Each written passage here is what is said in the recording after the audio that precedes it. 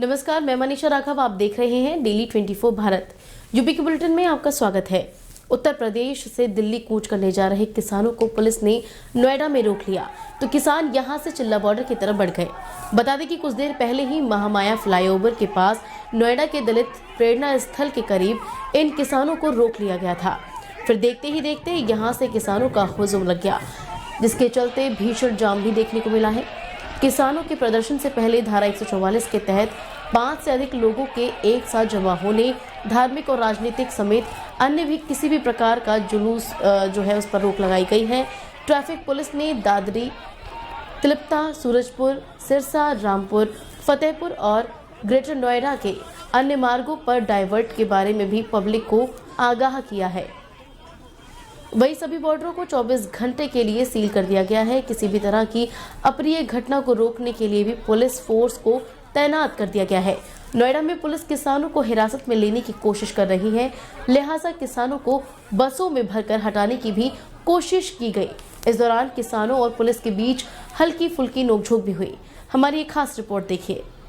NTPC के खिलाफ लंबे समय से प्रदर्शन कर रहे किसानों ने आज दिल्ली कूच का फैसला किया था। किसान नेता सुखबीर खलीफा सहित अन्य लोग इसमें शामिल थे, जो कि दिल्ली कूच करने के लिए आज जा रहे थे, लेकिन महामाया पर उन सभी किसानों को रोक लिया गया। उसकी वजह से आप देख सकते हैं आज नोएडा पुलिस ने पहले ही जो एडवाइजरी जारी की थी कि कई वहाँ रास्ते ऐसे हैं जिनको बंद किया जाएगा।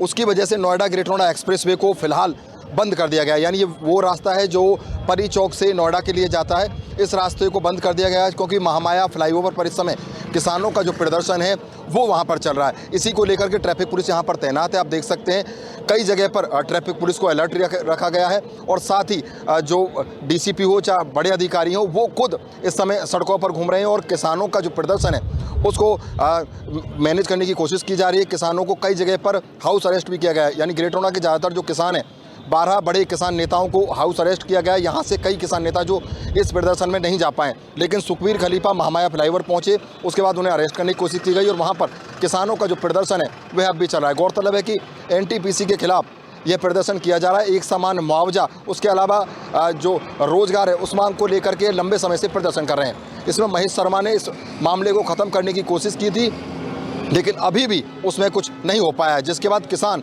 दिल्ली कूच करने को मजबूर है। Bhupesh Pratap Singh, daily 24 Bharat, greater Noida. किसान संगठन दिसंबर 2023 से ही नोएडा और ग्रेटर नोएडा विकास प्राधिकरण की ओर से अधिग्रहित अपनी जमीनों के बदले बढ़ा हुआ मुआवजा और भूखंड देने की मांग को लेकर विरोध प्रदर्शन कर रहे हैं। गुरुवार को किसानों का प्रदर्शन और तेज हो गया। किसानों ने संसद का घेराव करके अपनी मांगे रखने का ऐलान किया। किसानों के मूवमेंट की वजह से यूपी दिल्ली हाईवे पर भयंकर जाम लग गया। किसानों के आंदोलन को देखते हुए नोएडा एक्सप्रेसवे को भी बंद कर दिया गया। किसानों ने आरोप लगाए हैं। किसानों का पहला आरोप है एनटीपीसी के मुआवजे में एक नई नीति नहीं। दूसरा, एनटीपीसी का अलग अलग रेट पर मुआवजा। तीसरा, नौकरी देने का वादा पूरा नहीं किया। चौथा, नोएडा अथॉरिटी ने 10% प्लॉट वापस लिए। पांचवा, अंसल बिल्डर्स ने किसानों को मुआवजा नहीं दिया। इस बीच किसान नारेबाजी करते हुए भी नजर आए। किसानों ने जेल भरो के नारे भी लगाए। उन्होंने कहा कि दिल्ली नहीं जाने दिया तो अब जेल जा रहे हैं। इस बीच किसान नेता राकेश टिकैत दोपहर में ग्रेटर नोएडा में प्रदर्शनकारियों के समूह में शामिल हो गए। एटा में ग्राम प्रधान घटिया सामग्री लगवाकर अन्नपूर्णा भवन का निर्माण करा रहा था, लेकिन बिल्डिंग निर्माण के दौरान ही भवन चटक गया। इस मामले पर ग्रामीणों ने एटा डीएम से इस मामले की शिकायत की है। ग्रामीणों की शिकायत को गंभीरता से लेकर डीएम ने ग्राम प्रधान को लापरवाही न बरतने के सख्त निर्देश दिए हैं।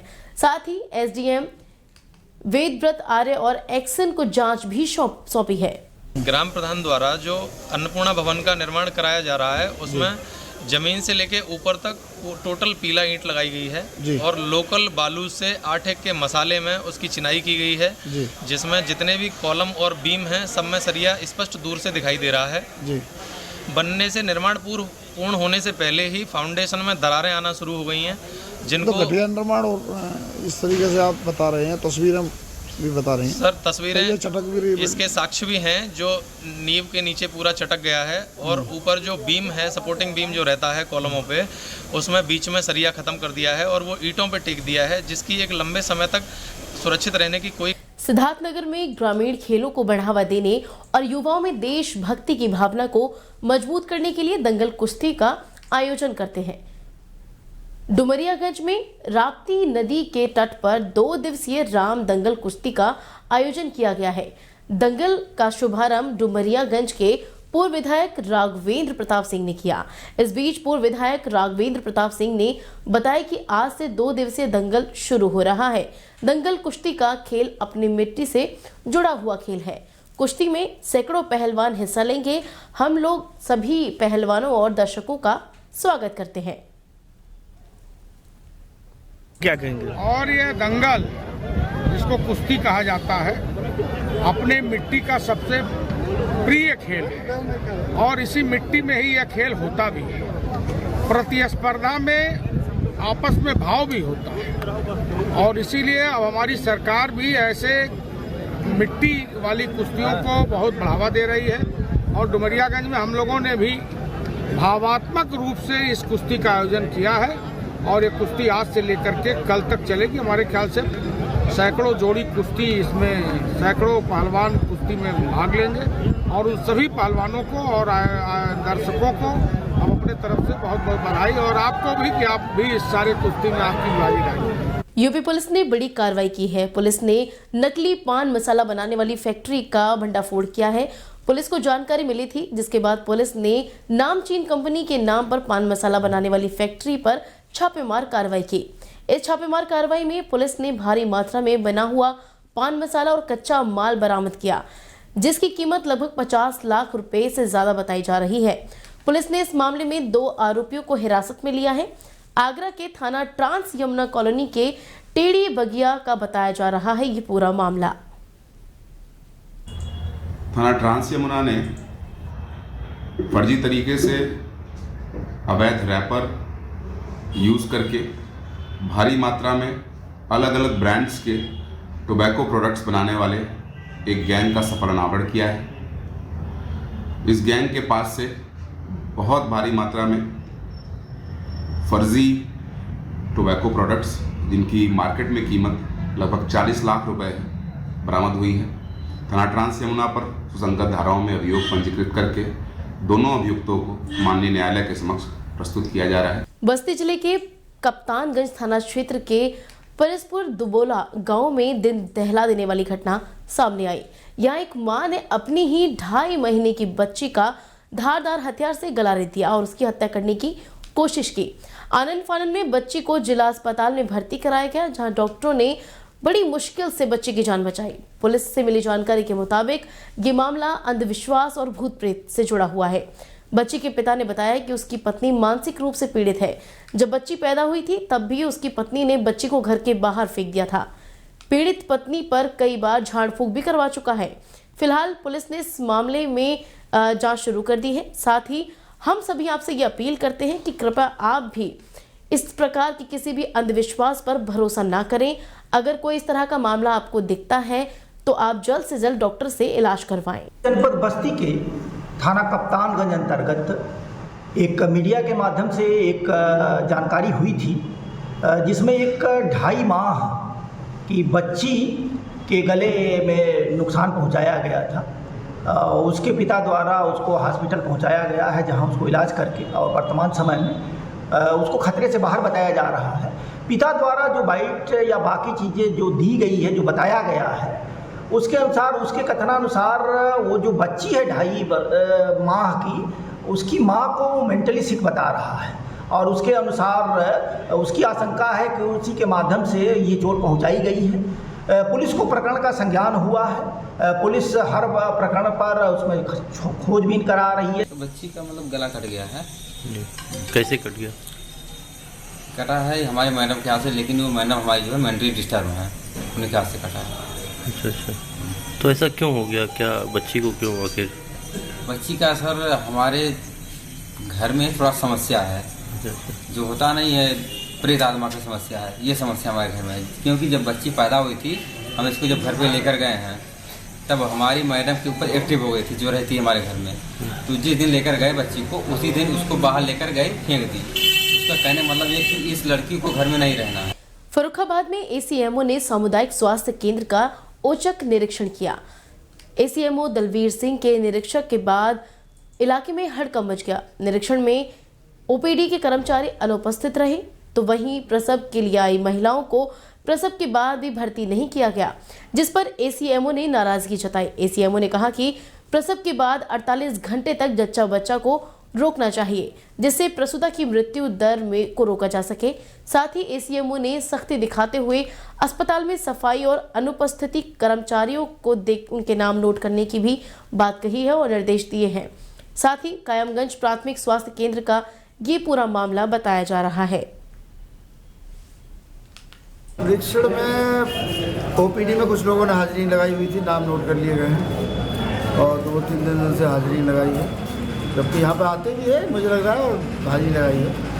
और इधर जो है 10-12 डिलीवरी 10 डिलीवरी बता रहे हैं ये लोग, और पोस्टनेटल वार्ड में एक भी नहीं है। इसका मतलब पेशेंट को रोका नहीं जा रहा है और तो आपत्तिजनक चीज़ है। जबकि 48 से 72 घंटे योजना की योजना है, जिससे कि जच्चा बच्चा की मृत्यु दर में कमी हो सके। तो क्योंकि माँ को दूध पिलाना, माँ का दूध बच्चे को पिलाना, अन्य चीज़ों में कई चीज़ें तो ये आपत्तिजनक है। बाकी सफाई व्यवस्था की और हमेशा गुंजाइश रहती है, क्योंकि आना जाना रहता है पेशेंट, रेगुलरली सफाई होती है। बिजनौर की मालन नदी में एक इंसानी पैर मिला। इंसानी पैर मिलने से ग्रामीणों में हड़कंप मच गया। मामले की जानकारी मिलने पर पहुंची पुलिस ने पैर को कब्जे में लेकर जांच के लिए भेज दिया है और मामले की जांच में जुट गई है। मामला थाना नजीराबाद क्षेत्र के मालन नदी का बताया जा रहा है। आज दिनांक 8/2/2024 को प्रातः 8 बजे थाना नजीराबाद पुलिस को सूचना प्राप्त हुई कि एक व्यक्ति के पैर का अवशेष मालन नदी के किनारे पर पड़ा हुआ है। इस सूचना पर तत्काल स्थानीय पुलिस द्वारा मौके पर पहुंचकर उस पैर के अवशेष को कब्जे में लिया गया तथा डॉग स्क्वाड व स्थानीय पुलिस द्वारा मौके पर कॉम्बिंग की गई। फील्ड यूनिट की टीम ने भी मौके पर आकर जांच की जा रही है। पैर का पंचायतनामा भर के विधिक कार्रवाई। बस्ती जिले से लूट का सनसनीखेज मामला सामने आया है। आरोपियों ने पिस्टल दिखाकर 4.5 लाख रुपए की लूट की घटना को अंजाम दिया है। घटना बीते 10 जनवरी की बताई जा रही है। घटना का खुलासा उस वक्त हुआ जब स्क्रैप व्यापारी का वीडियो सोशल मीडिया पर वायरल हुआ। पीड़ित व्यापारी के अनुसार 4 DCM स्क्रैप मुंबई से लेकर सिद्धार्थ नगर तक जा रही थी। 2 ट्रक को असनहरा चौकी के पास रोक लिया गया। वहीं ACP OP सिंह ने बताया कि ये वीडियो वायरल होने के बाद मामले की जांच गंभीरता से की जा रही है। मामले को गंभीरता से लेते हुए SP गोपाल चौधरी को ये जांच सौंपी गई है। मामले की जांच की जा रही है। जो भी दोषी होगा उसके खिलाफ कार्रवाई भी की जाएगी। अमरोहा में एक बार फिर से दोस्ती का कत्ल हुआ है, जहां 3 दोस्तों ने एक दोस्त की गोली मारकर हत्या कर दी, जिसके बाद आरोपियों ने हवाई फायरिंग भी की ताकि क्षेत्र में दहशत फैल सके। मामले की सूचना पर पहुंची पुलिस ने तीनों दोस्तों को हिरासत में ले लिया है। मिली जानकारी के मुताबिक शराब पीते समय किसी मामूली सी बात को लेकर विवाद हो गया था। आरोपी के पास से पुलिस ने तमंचा कारतूस भी बरामद कर लिए हैं।